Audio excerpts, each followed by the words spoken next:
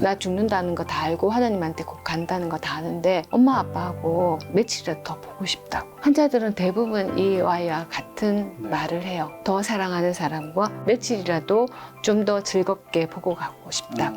죽음을 배워서 삶을 달라지게 하는 거죠. 그게 죽음의 강력한 힘이라고 생각해요. 그 사람이 마음에 든다면 다시는 못 볼 것 같이 사람을 대하라.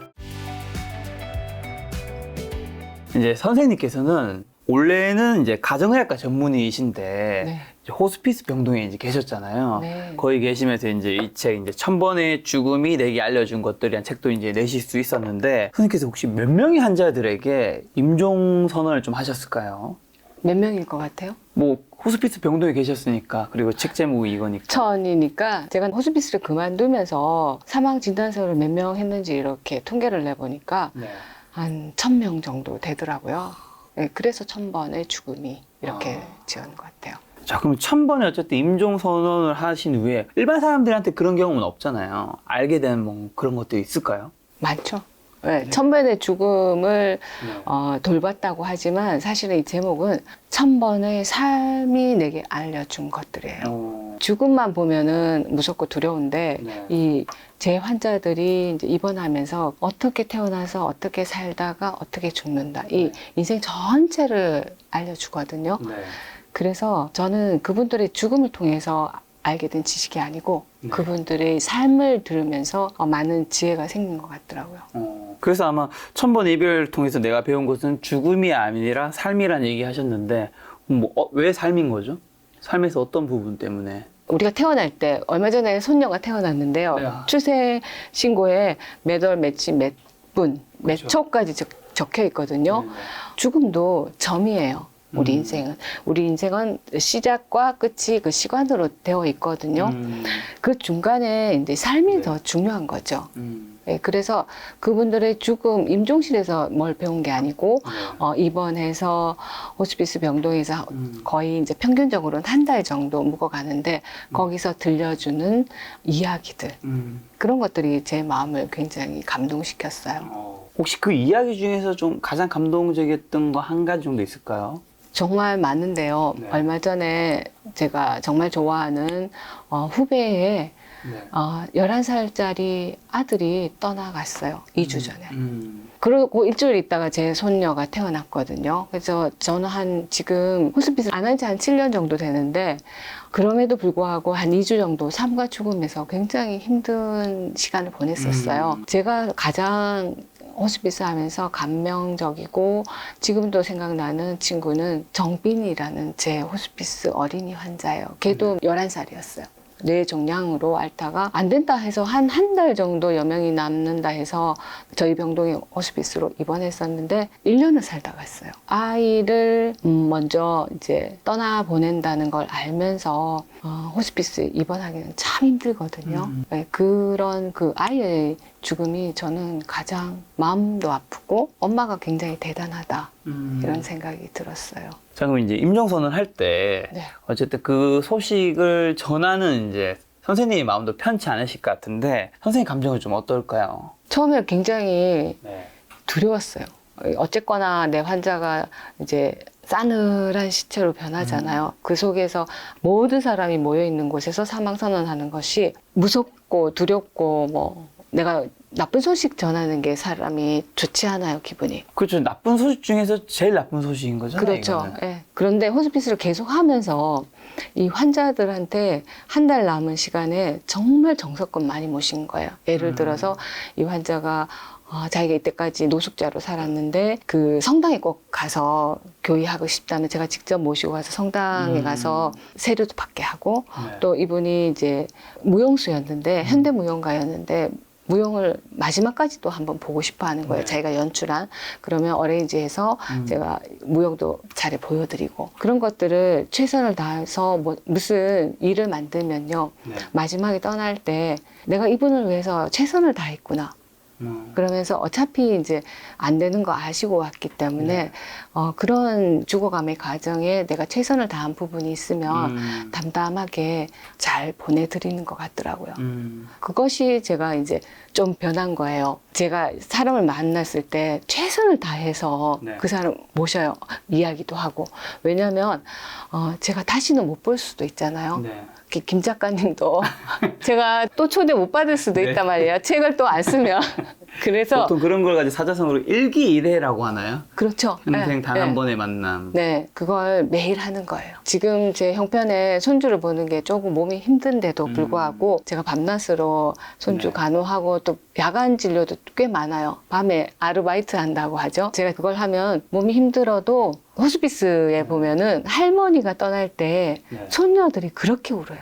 요즘 오래 살잖아요. 그래서 딸이 지키는 것보다는 내가 떠날 때 되면 손녀가 한 20살, 30살 정도 된단 말이에요. 그러면 진짜 잘해주면요. 네. 떠날 때 그렇게 많이 울어요. 그래서 내가 임종실에서 같이 보내고 싶은 사람에게 최선을 다하는 거. 그것이 제가 배운 교훈이라고 생각해요. 근데 이제 1000번이 넘는 이제 임종선을 하셨지만 네. 가까운 지인이나 또 사랑하는 이제 가족이 죽으면 또 다를 수 있잖아요. 혹시 이제 그때 뭐 그런 경험이 있으셨는지, 그리고 그런 경험이 있으시다면 죽음이 어떻게 보면 너무 멀지 않은 선생님의 이란 직업에게는 좀 어떠셨는지. 죽음은 네. 제 직업이 아니라 네. 저도 죽을 수 있죠. 그렇죠, 언제든지. 아버지가 호스피스 네. 하기 전에 제가 전업주부로 살다가 아버님이 돌아가셨는데 갑자기 이제 심장마비로 돌아가셨어요. 네. 그때는 저는 굉장히 당황스러웠고 아버지 시신을 평소에 아버지하고 별로 살가운 사람은 아니었지만 아버지 시신이 너무 무서웠어요. 네. 그때만 해도 병원에서 그 장례식을 치면은 객사라고 했거든요. 오래전이죠. 그래서 이렇게 안부벽 잡으면서 집에 와서 편안하게 돌아가셨음에도 불구하고 시신을 보는 게 굉장히 무서웠어요. 네네.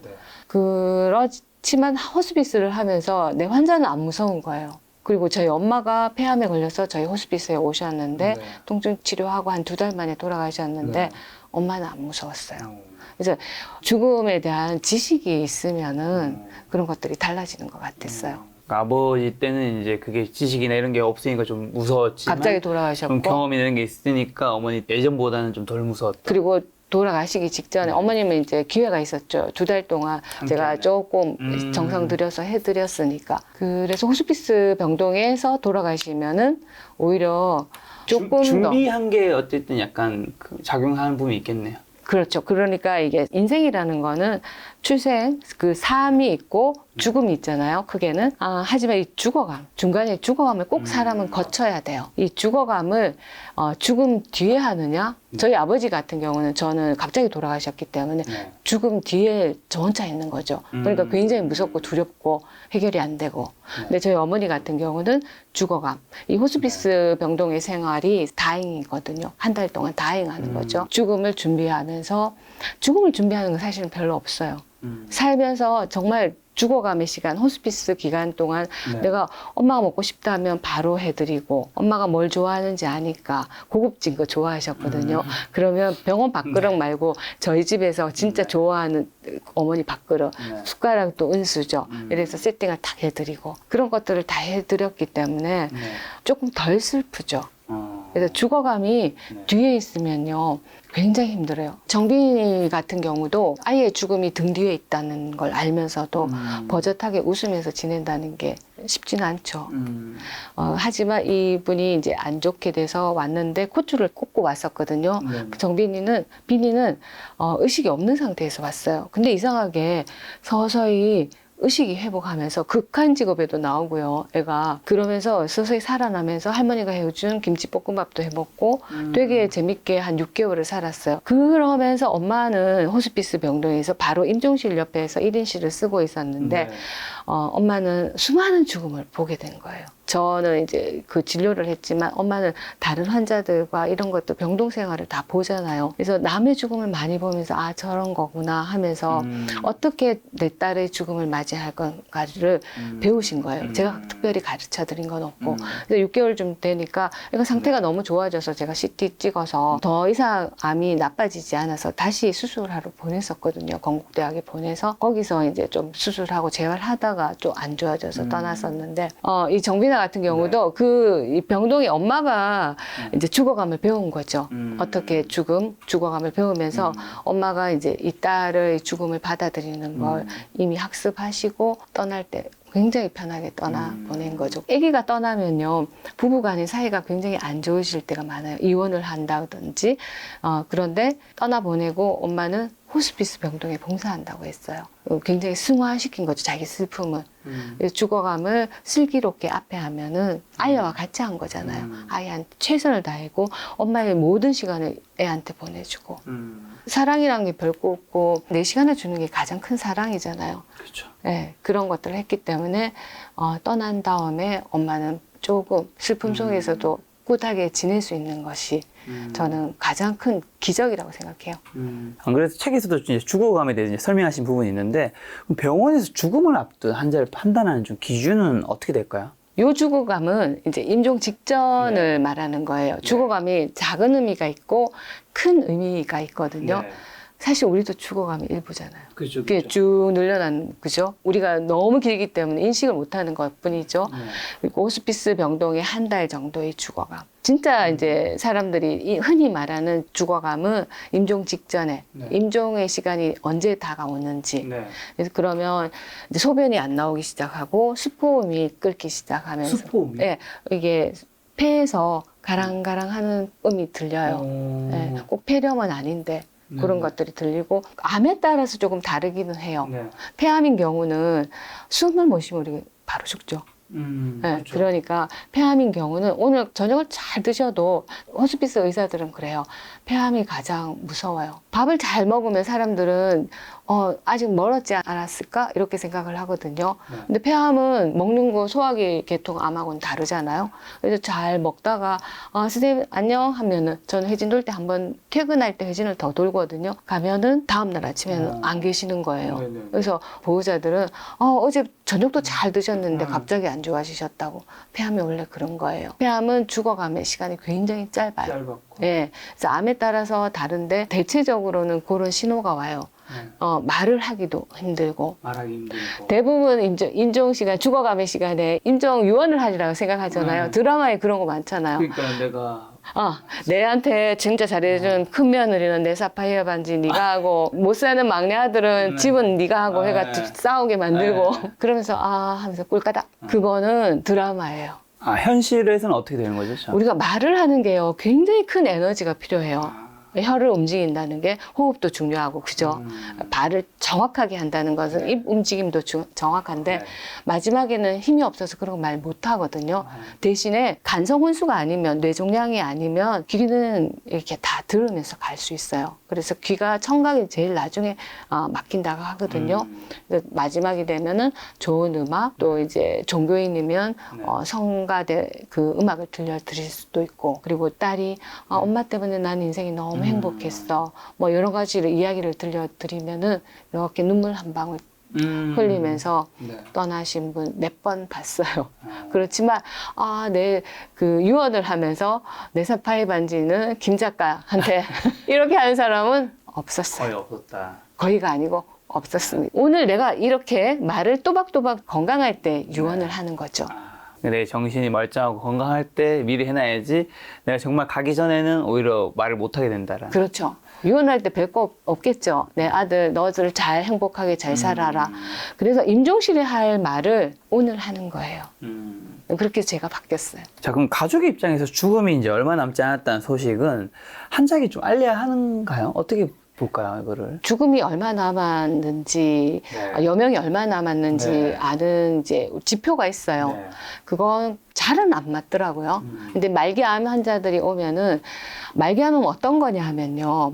여명이 6개월, 한 달 남았는 그 개월수로 하는 것이 아니라, 아기가 탄생할 때는 우리가 초음파를 하면, 지수가 나와요. 머리 둘레라든지 복부 둘레 하면은, 이게 몇 주 후에는 탄생을 하겠다. 근데 죽음은 그런 게 없어요. 말기암은 뭐냐 하면은 네. 더 이상 현대의학에 듣는 항암제가 없을 때 무조건 말기암이에요. 그러니까 컨디션 좋거나 암에 대한 면역력이 좋은 사람은 말기암이 완치가 되는, 그럼 자연인에 나오는 거예요. 그래서 말기암이 죽음에 이르기까지는 굉장히 다양한 기간이 필요한 거죠. 완치되기도 하고요. 네. 자연적으로, 기적적으로. 그래서 말기암이 됐다는 거는 알려드리는 게 중요하지만 당신이 얼마 남았다 하는 걸 알려드리는 거는 기간을 알려드리는 것은 비현실적이고 이 환자에 대해서 알 수 없기 때문에. 예, 그거는 비과학적이라고 생각해요. 이제 부모님 장례식에서 제가 알기로는 이제 불효자분들이 굉장히 많이 운다는 말을 들었는데 네. 사랑하는 사람이 떠날 때 이제 네. 가족들이 가장 많이 후회하는 건 뭔가요? 글쎄요, 제가 그거는 이제 통계를 안 내봐가지고 네, 안 보셨을 물어봐가지고 때 이제 돌아가신 분 말고 그 가족들은 뭘 가장 후회할까요? 사소한 거예요. 사소한 거. 네, 선생님 그 여자친구 계시죠? 그러면 네네네네. 뭐가 가장 후회되세요 하면은 잘 못해준 거? 그렇죠. 네. 어제 커피 사달라 했는데 네네. 나는 맥주 한 잔 먹고 싶어서 맥주 그건 사소한 거잖아요. 네네. 마지막에도 그래요. 사소한 거, 아버님이 회 먹고 싶어 했는데 네. 항암 치료할 때 생 것은 안 되잖아요. 안 되잖아요. 네, 그거 못 해드린 거. 그래서 호스피스 병동에는 회 드시라고 해요. 아 진짜. 담배 못 피웠던 거, 또 커피가 호스피스 안 좋- 병동에 왔다는 것 자체가 이미 말기암일 때. 많이 남지 않았다는 걸 의미하기 때문에 좀 그런 많이 걸- 남지 않았는 거는 이제 환자나 컨디션에 따라서 조금 달라지는 거고요.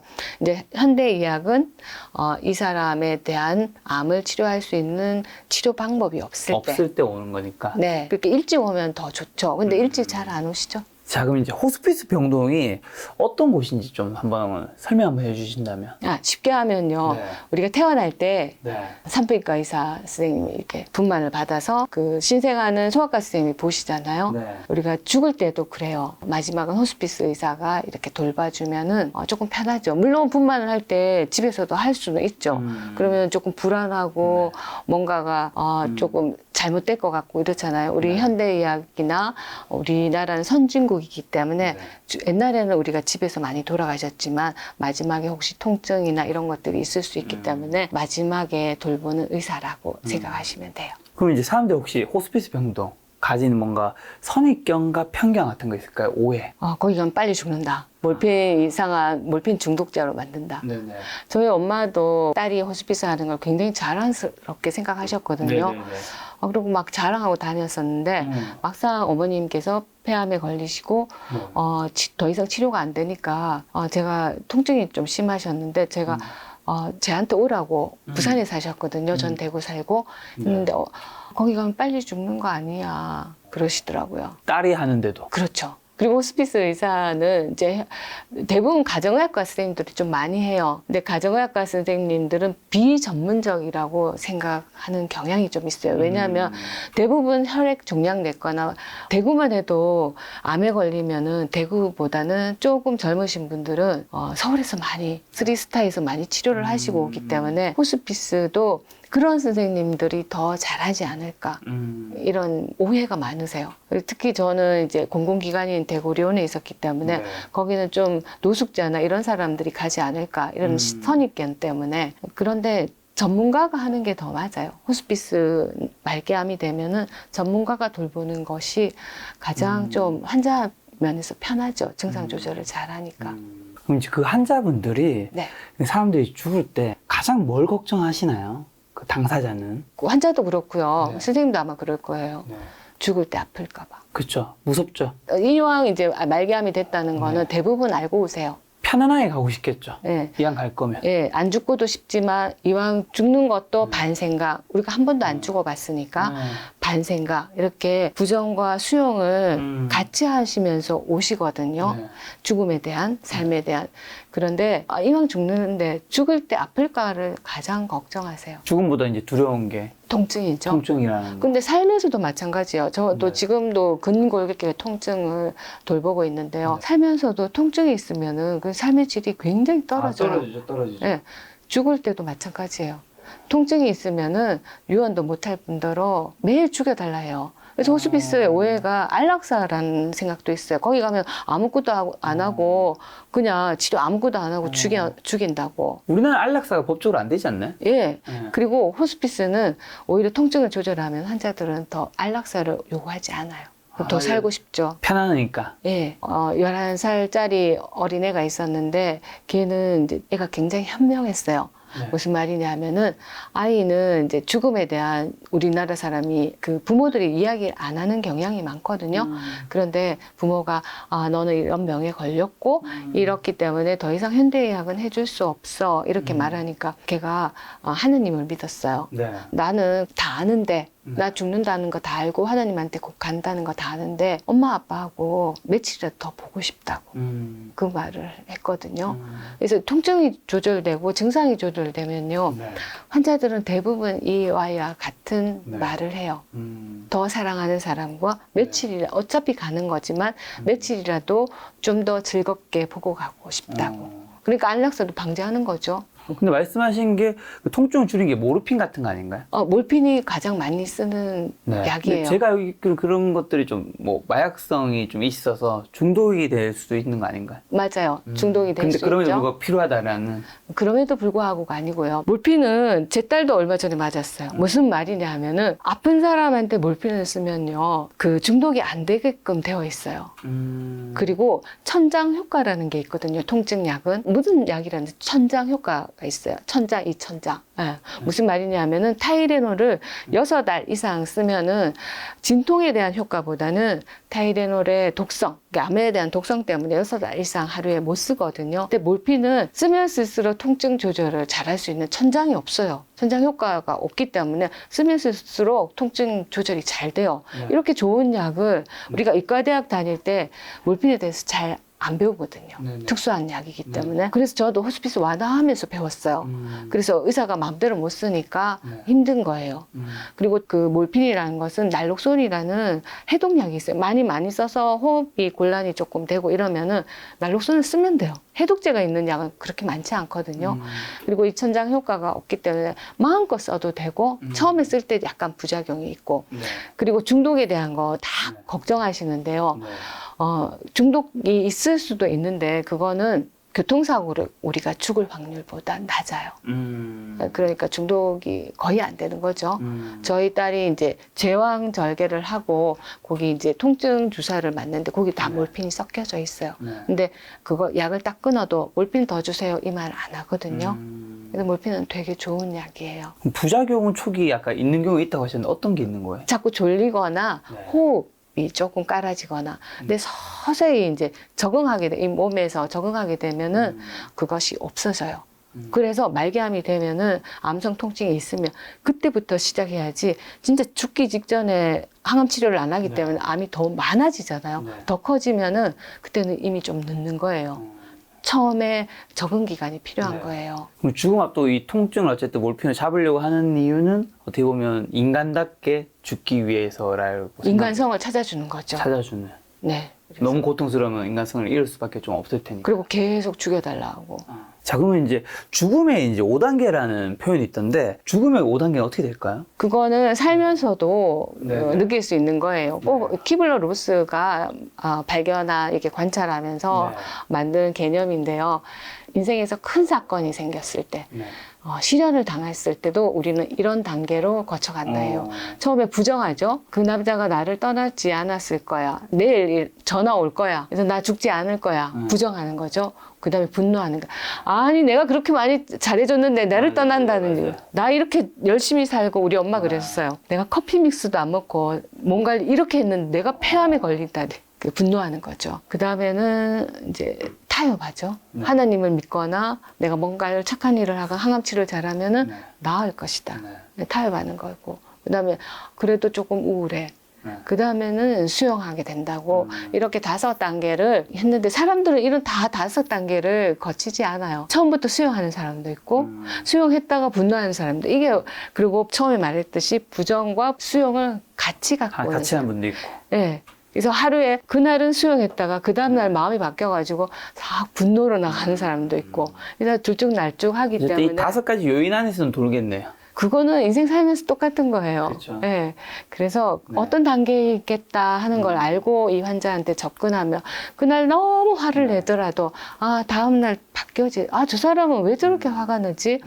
그리고 가족들이 이렇게 물어요. 우리 아버지가 나쁜 소식을 알면서도 저렇게 우리 가족들한테 화를 낸다고. 그러면 언젠가는 또 수용할 수도 있다고. 그래서 지켜달라. 그냥 기다리면 된다고. 그런 거 설득해도 좋죠. 그런 비교적 좀 안정되게 죽음 받아들이신 분과 받아들이지 못하고 이제 마지막까지 고통스러워하는 분은 좀 어떤 차이가 있을까요? 죽음은 네. 못 받아들이는 사람이 사실 없어요. 못 죽는 사람 없잖아요. 네. 가야 된다 하면 밥 먹다가도 숟가락 놓고 가야 되고. 네. 그래서 죽음을 못 받아들이는 사람은 전혀 없는데 이제 죽기 싫어하는 사람은 있죠. 그렇죠. 그거는 11살짜리가 그런 게 아니고요. 네. 죽음은 한 번만 와요. 단 한 번만 네. 가기 때문에 90살 되신 할머니나 11살짜리 정빈이나 서툴기는 마찬가지예요. 힘들고. 그렇죠. 그래서 건강하고 젊었을 때 죽음 공부를 하는 것이 좋은데 죽음을 조금 쉽게 가는 사람은 인생의 삶의 곡절이 좀 힘든 사람. 내 앞에 뭐 자식을 먼저 보낸 사람. 자식을 통해서 죽음 공부를 한 사람.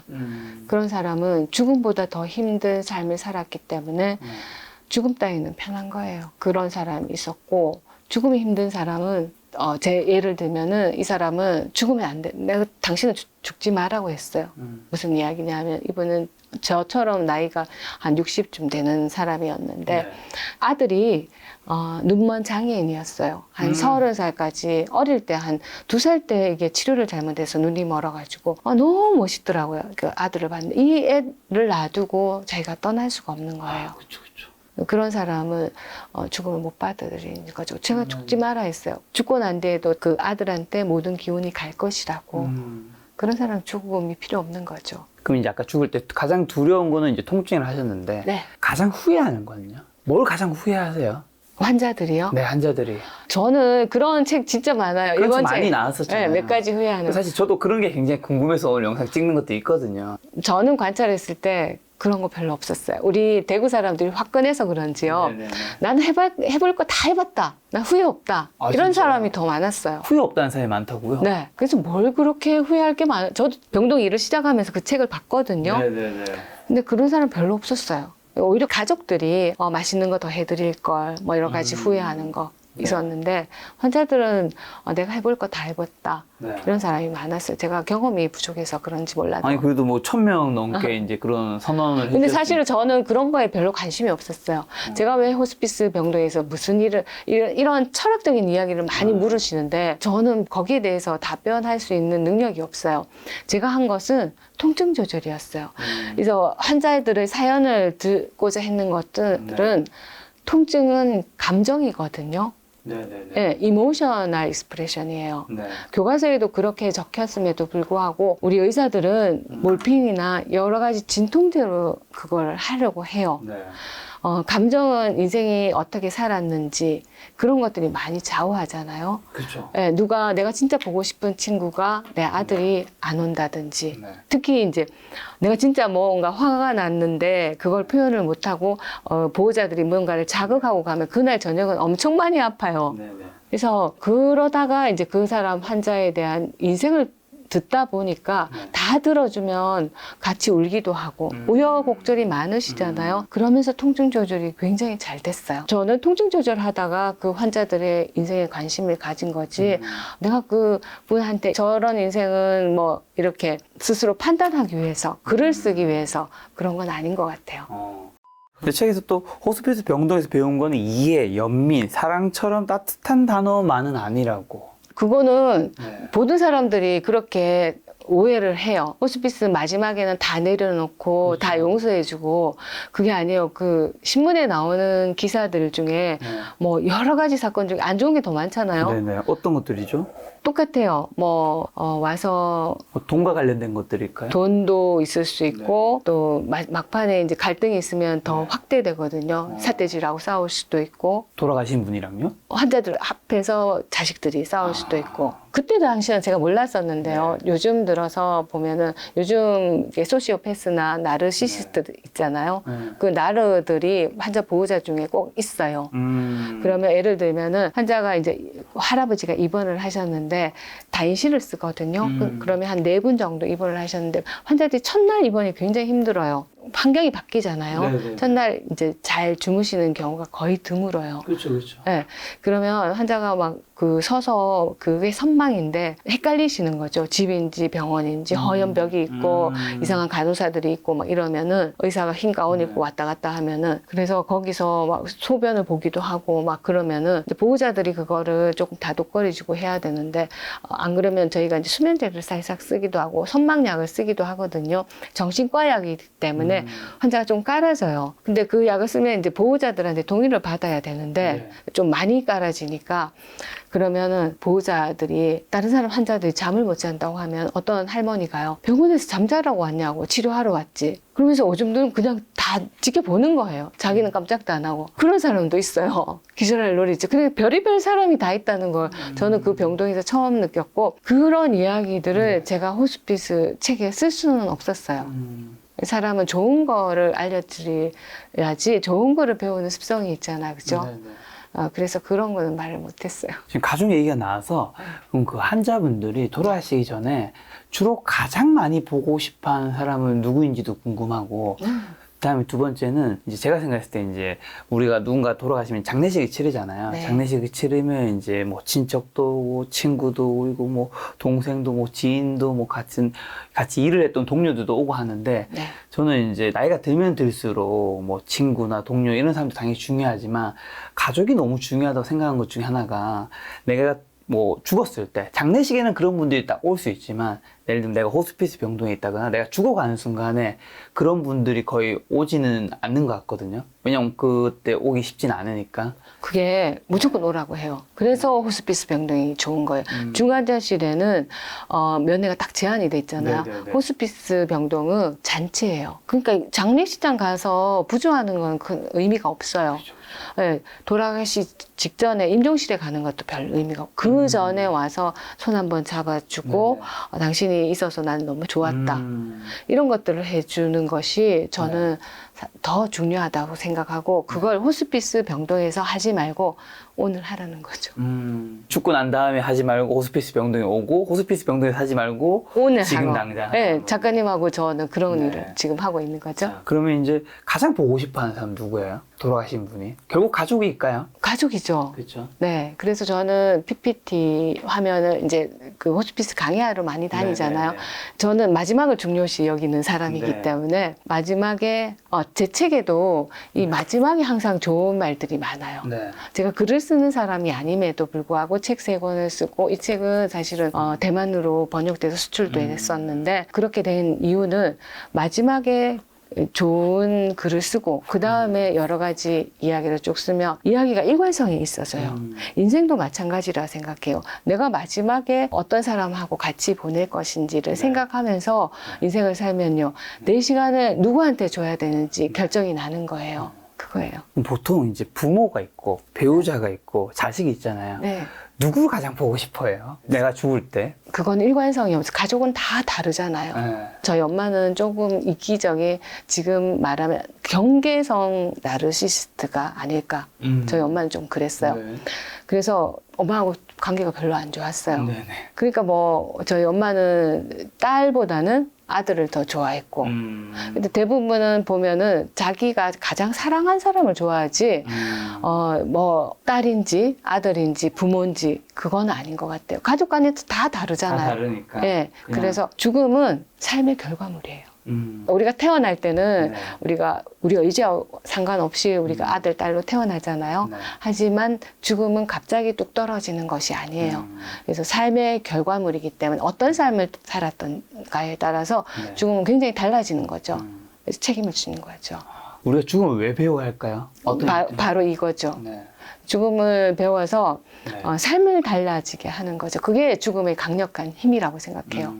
이제 우리 언젠가는 떠날 수 있다는 거. 이거 조금 긴 이야기인데 돈 룩업이라는 디카프리오 주연의 영화를 본 적 있어요? 봤어요. 그쵸. 그래서 디카프리오가 아주 찌질이 천문학자의 교수로 나오잖아요. 네, 천문학자 교수가 혜성이 갑자기 6개월 뒤에 지구하고 충돌해서 우리는 죽음을 맞을 것이다. 사람들 안 믿었죠. 예, 안 믿고 그거를 통해서 막 자기는 이제 그거에 뉴스쇼에 나와가지고 또 뉴스 앵커하고 연애도 하고 저는 그걸 보고요. 두 가지를 느꼈어요. 하나는 전달력이 정말 중요하구나. 그렇죠. 찌질이기 때문에 못 믿었던 거예요. 네네. 그리고 두 번째는 제가 호스피스 의사였기 때문에 저것이 바로 죽음을 알리는 거구나. 흰지와 검은지 이야기 모르시죠? 네네네. 불교에 나오는 그 그림인데요. 네. 인간의 인생을 이렇게 표현해요. 뒤에 큰 코끼리가 인간을 따라오는데 인간은 그 코끼리를 피해서 절벽으로 떨어지면서 밧줄을 이렇게 매달려고 있는데 그 밧줄을 흰지와 검은지가 갉아먹고 있어요. 밖에서.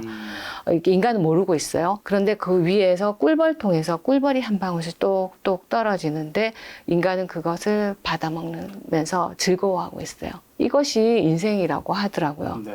돈 룩업이 그거 같더라고요. 그래서 디카프리오가 그 코끼리라는 혜성을 피해서 가지만은 이 사람은 또 뉴스 앵커와 같이 열애를 즐기는 그런 꿀물도 받아먹으면서 그것이 인생인데 그건 좀 슬프죠. 답은 없고 네. 인생이라는 걸 그렇게 슬프게 표현하기도 하는데 그 호스피스에서는 그런 것들을 환자들이 이야기해 주는 거죠. 죽음은 언제든지 올 수 있다.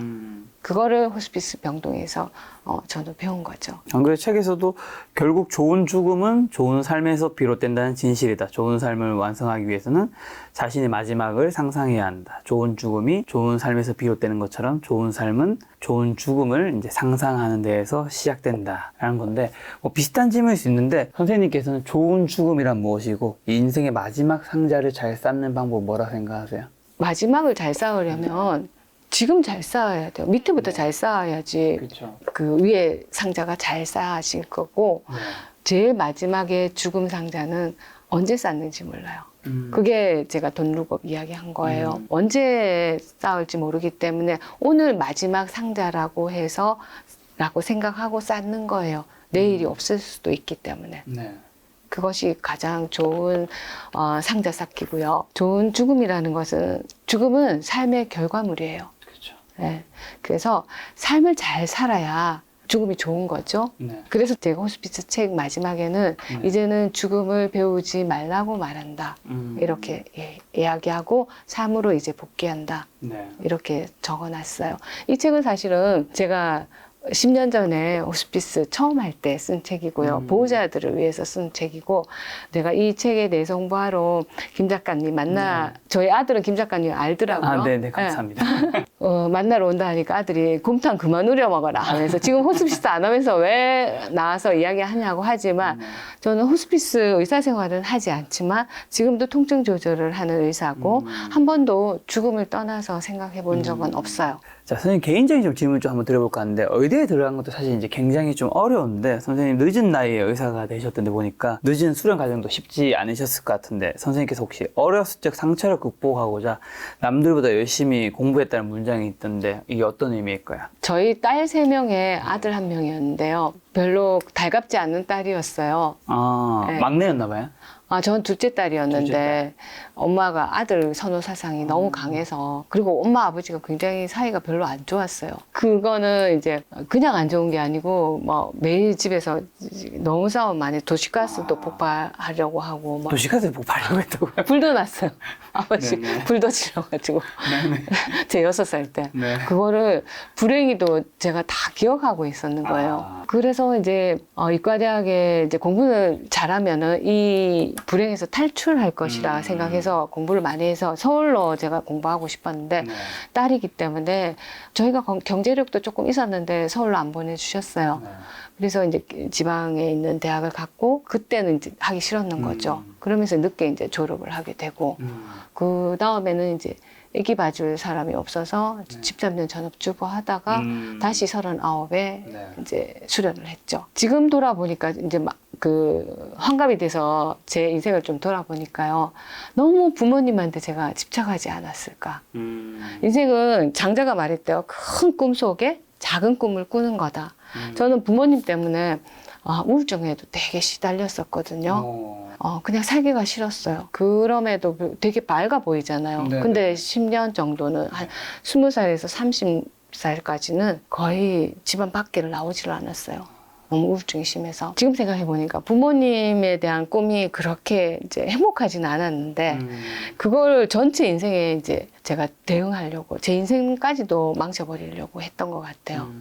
그래서 작은 꿈을 꾸니까 부모님 꿈이 조금 안 좋아도 내 꿈을 또 꾸면 되는 거고, 자식의 꿈, 남편의 꿈, 이런 것들을 하면서 전체를 내 인생을 봐야 된다. 네. 그런 것들을 호스피스 하면서 많이 깨달았고, 이거를 이제 자식을 떠나보내는 사람에게 제가 한 번씩 말해주기도 해요. 비니 엄마한테. 자식을 떠나보내면서 사는 삶은 세상에서 가장 슬픔이에요. 네. 좋은 죽음은 사실은 좋은 삶이 만든다 하지만 그렇지만 슬퍼요. 살아있는 생명이 마무리할 때는 정말 슬프거든요. 그런데 자식을 앞세우고 그 어떤 마음을, 그렇다고 다 죽을 순 없잖아요. 네. 자살할 순 없잖아. 어떻게 그렇죠. 살아가냐 하면은 내 자식의 꿈도 조금 일찍 끝났다. 그리고 내 전체의 인생을 망칠 수는 없다.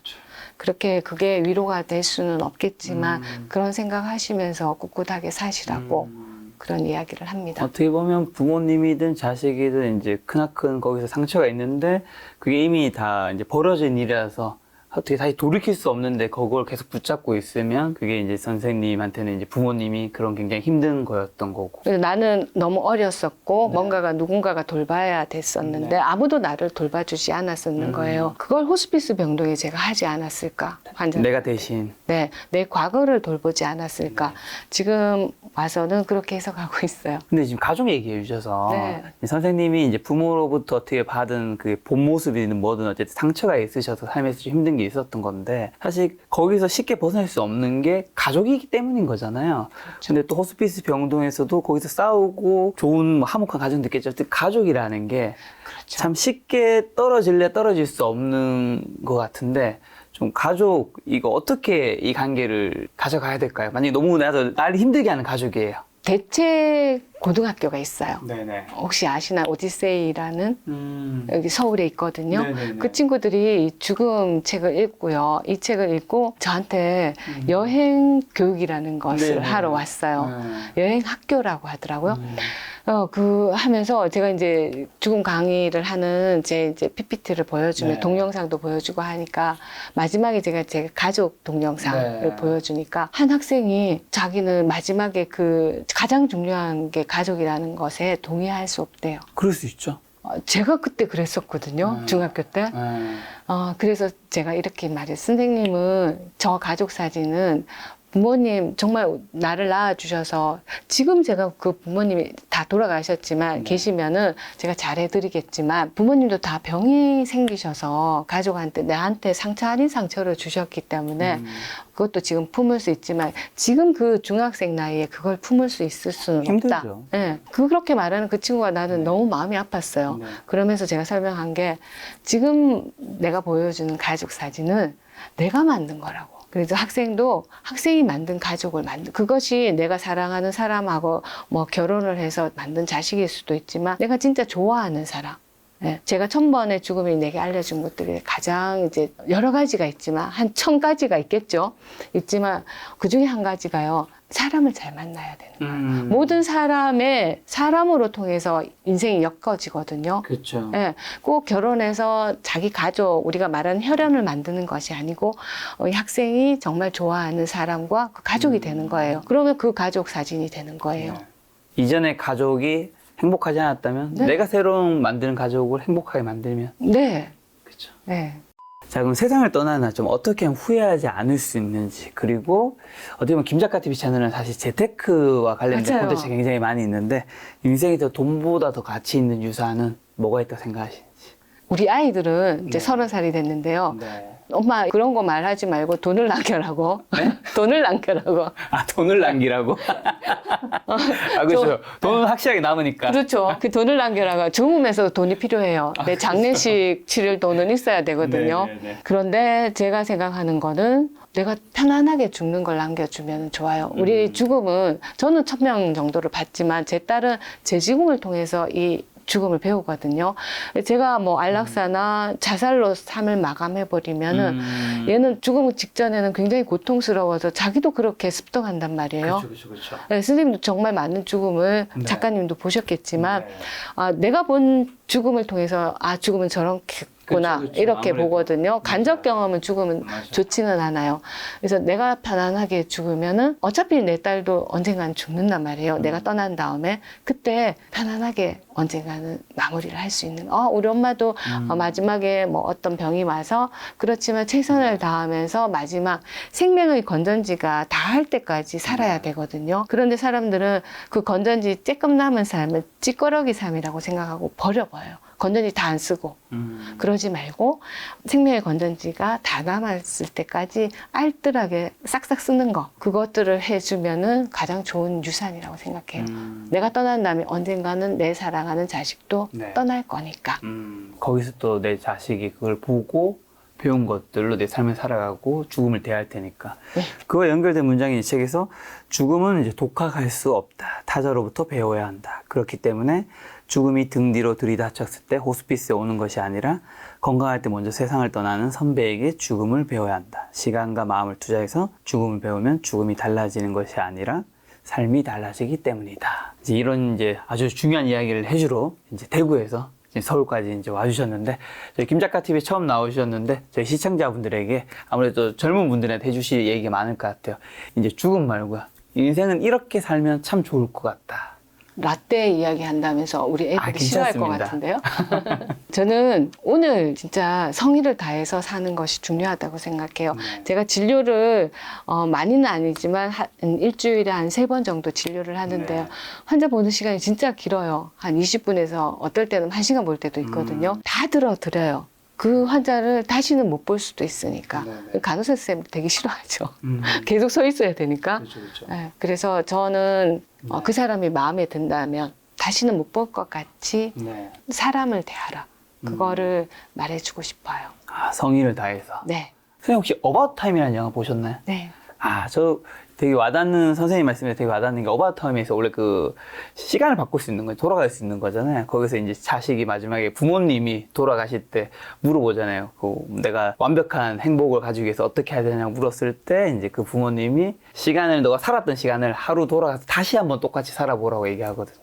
다시 한번 살았을 때 그 주인공이 그 시간 예전에는 예를 들면 너무 뭔가 급한 일이 생기거나 뭐 다급하거나 했을 때 그 시간에 제대로 집중하지 못하는데 다시 인생을 사니까 그 시간에 이제 뭐가 벌어진지 다 아니까 여유가 생겨서 매 순간에 훨씬 더 여유롭게 집중을 할 수 있더라고요. 여유. 그렇죠. 그게 어떻게 보면 저는 우리가 어떻게 인생을 다시 되돌릴 수는 없겠지만 그 순간에 진심을 다해서 성의를 다하는 게 우리 인생 굉장히 제대로 사는 방법이지 않을까. 그렇죠. 흰지와 검은지가 언젠가는 밧줄을 갉아먹잖아요. 네. 내일일 수도 있고.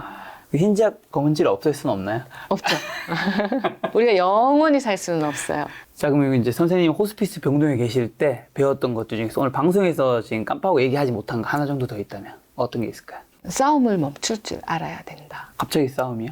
죽음과의 싸움일 수도 있고요. 삶은 계속 이게 전쟁이에요. 제가 손자가 이제 중환자실에 있다가 나왔는데 손주가요. 네네. 정말 치열한 전쟁 끝에 우리가 이렇게 같이 이야기하고 이거 거의 기적과 같더라고요. 그래서 뭔가가 이제 너무 치열하게 삶을 살 필요도 없고 그리고 누군가 뭐 투쟁을 하잖아요. 멈출 줄 알아야 되는 거예요. 특히 우리나라 사람들은 정말 격돌하게 많이 냄비와 같이 네, 싸울 때는 격하게 싸우죠. 그렇죠. 싸움은 멈추기 위해서 싸우는 거거든요. 그걸 해야 되겠다 이런 생각이 들었어요. 환자분들, 보호자분들 중에 이제 돈 때문에 많이 싸우죠. 마지막에 돈이 중요하니까 그런 것들 보면서 멈춰야 될 때는 그게 중요한 거 아니잖아, 그렇죠? 끝까지 갈 필요는 없다. 네, 이게 멈춘 한계성을 인지하고 그 다음에 싸움을 시작하면은 멈출 수 있는 것 같아요. 여유가 생기는 거죠. 혹시 그러면 이제 호스피스 병동에 죽음을 맞이하는 분 중에서 인생을 되게 열심히 산 사람도 있을 거고 인생을 이제 그분보다 좀 덜 열심히 산 분도 있을 수 있잖아요. 네. 이거에 따라서 혹시 죽음을 좀 더 행복하게 맞이하고 안 맞이하고가 다른 경우가 있나요? 그래서 내가 그거를 생각해 보지는 않았는데 이게 노숙자 이야기를 한번 해볼까요? 네. 노숙자분이 한 분 오셨는데 네네. 자기는 너무 이제 그 죽음을 잘 받아들인다 하시더라고요. 네. 그러면서 이제 제가 그 할머니가 그분이 한 50 중반쯤 되셨는데 할머니가 성당을 어릴 때 많이 믿으셔서 자기는 이제까지 살면서 성당에 가본 적은 없는데 세례를 받고 싶다 해서 저희 병동에서 대부님도 만들어드리고 성당에 모셔서 기도도 하게 했는데 나중에 자기는 너무 행복하게 편하게 돌아가셨어요. 정말 잘 받아들이는 거죠. 근데 마지막에 이제 사망 진단서 끊으러 온 아들이 있었는데 아들은 그 아버지 때문에 너무 열받아서 왔는 거예요. 너무 인생을 막 사셔가지고 그 보증 쓰고 뭐 사업도 너무 많이 하고 빚도 너무 많고 그래서 모두 이야기를 들어봐야 되겠죠. 그 환자만 만족한다고 해서 그 이야기는 못 믿고요. 돌싱하고 똑같아요. 그래서 그 환자들의 보호자들의 이야기를 다 들어봐야 그 인생을 알게 되는데 제가 그런 여유까지는 없어서 그 뒤로는요 환자 말을 잘 안 믿어요. 그러면 이제 우리가 사람이 출생을 해서 결국 언젠간 죽잖아요. 그럼 언젠간 끝이 정해져 있단 말이죠. 갈 때 내가 다 가져갈 것도 아니고 다 내일 죽을 수도 있고. 그렇죠. 아니, 왜 갑자기 그런 한 번에 언젠간 그런 갈 거 많이 텐데. 봤어. 이러고 제가 내일 죽으면 아니, 그럼 우린 열심히 이야기했잖아요. 그렇죠. 그럼 인생을 이제 젊은 분 중에서 저한테 가끔 그런 질문하는 경우도 있더라고요. 학생분들이 인생을 왜 열심히 살아야 하는가요? 네. 라는 질문에 제가 이제 전 한참 고민하다가 그런 대답을 했거든요. 열심히 저도 안 살아본 적도 있는데 열심히 안 살았을 때보다 열심히 사는 게 훨씬 재밌고 그게 의미가 있고 그리고 그게 내 인생이 뭐 30년이 될지 80년이 될지 100년이 될지 모르겠지만 그 인생에 대한 나에 대한 의무나 책임이라고 생각한다. 이렇게 얘기했는데 선생님은 뭐라고 답변해 주실까요?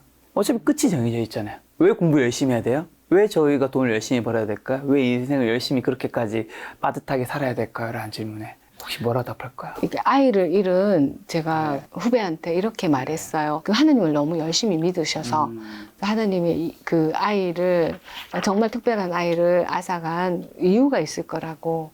그러니까 그 분이 나 이유 같은 거 잘 모르겠는데 진짜 너무 슬프다고. 그거하고 비슷할 수도 있는 거죠. 예. 생각해보면 이유는 내가 만드는 거예요. 예, 열심히 안 살 수도 있어요. 열심히 사는 게 꼭 답은 아니라고 저는 생각해요.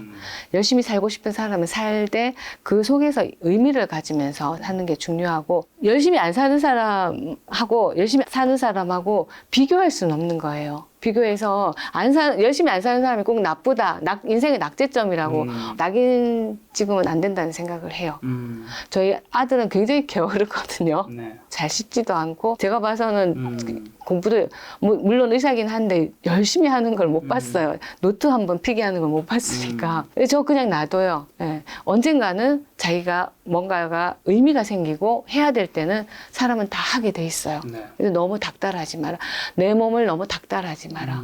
그래서 이게 언젠가는 내가 다른 사람보다 더 뛰어나게 할 때가 있거든요. 그때를 위해서 이렇게 비축하라. 그래서 열심히고 안 열심히는 저는 개념이 없다고 생각해요. 그 사람과 공감하고 그 사람의 마음을 읽어주고 그런 감성적인 게 더 중요하다는 생각이 많이 들어요.